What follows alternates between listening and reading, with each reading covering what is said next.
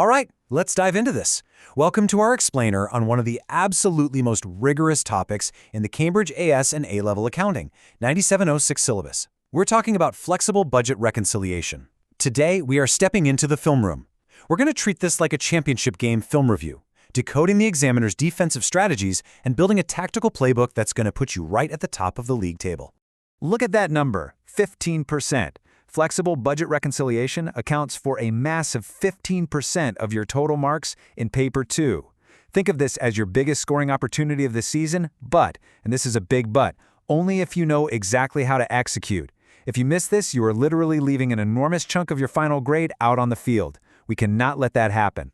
So here is our playbook for today to help lower that cognitive overload. We'll kick off with the 15% challenge and those core academic principles. Then we'll move into our standardized procedural framework, followed by the ultimate survival tactic, the method mark strategy. We'll run some drills on the top 3 examiner warnings, and finally close it all out with mastering evaluative thinking. All right, Section 1, the 15% challenge.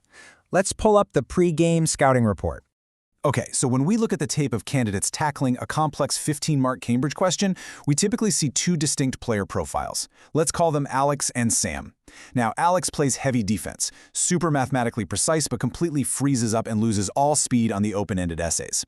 And then we have Sam. Sam is a fast attacker, jumping right in, but gets incredibly sloppy on the command words. Why do they both struggle? The answer is right here in this syllabus quote.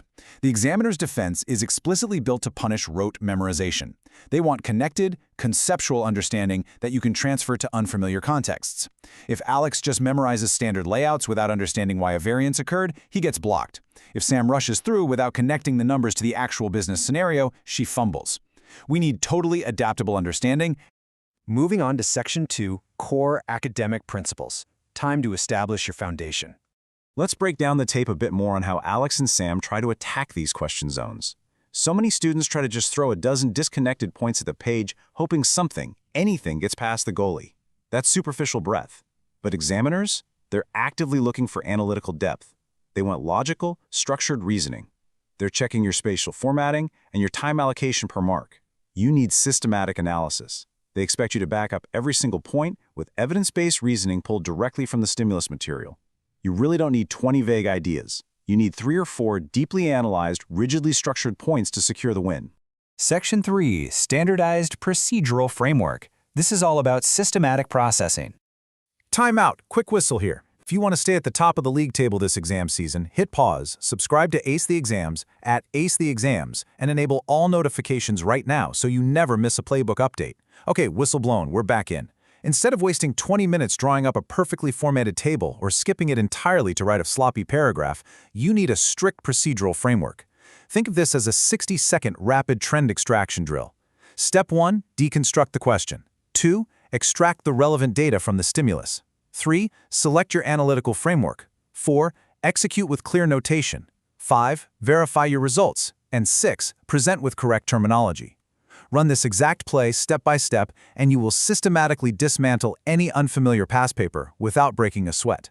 Section 4, the method mark strategy. This is your absolute exam survival tactic.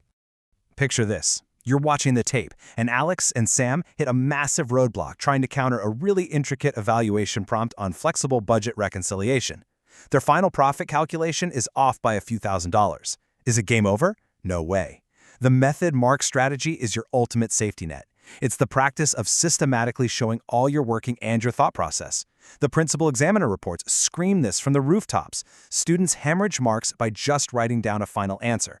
Even if your final calculation misses the net completely, the examiner can and will award you points for the correct method. Bottom line, show you're working. Section 5, Top 3 Examiner Warnings. Let's look at how to avoid the most common pitfalls. Let's run a quick interactive workshop drill. I call this Spot the Penalty. I'm going to put a common mistake up, and you find the foul. Number 1, answers are too vague. Number 2, forgetting format and presentation. Number 3, lacking specific context. So if a student writes on their exam, profit changed because costs went up.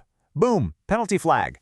The examiner specifically states they want specific details connected to the given context.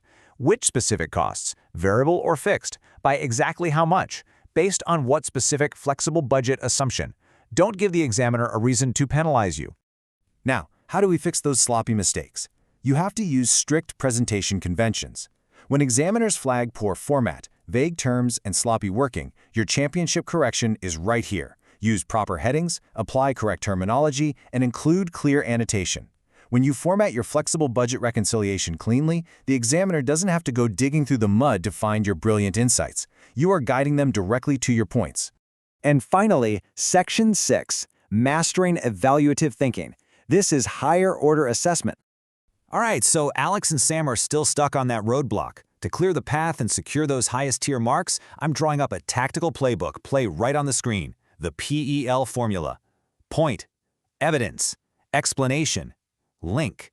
Compare a lower tier descriptive analysis to a top-scoring evaluative response. The lower tier answer is super vague. It just tells a nice little story without any context.